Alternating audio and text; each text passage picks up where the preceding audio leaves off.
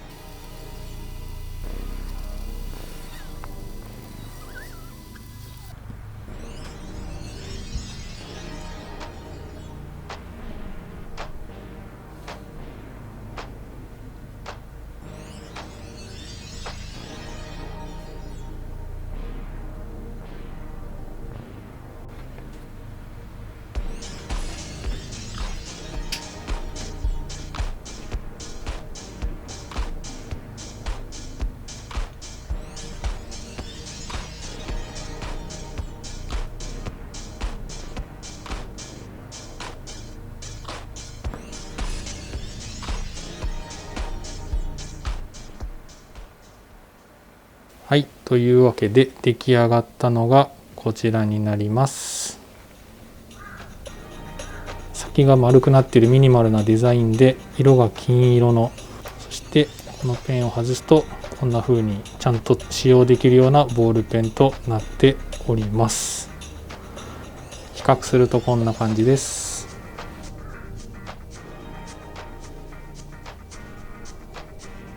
よかったら何かの参考にしてみてください。というわけで今回は 3D プリンターを使ってユニボールシグノ用のオリジナルペンをデザインするという企画をお送りさせていただきました。最後までご視聴いただきましてありがとうございました。また次回の動画でお会いしましょう。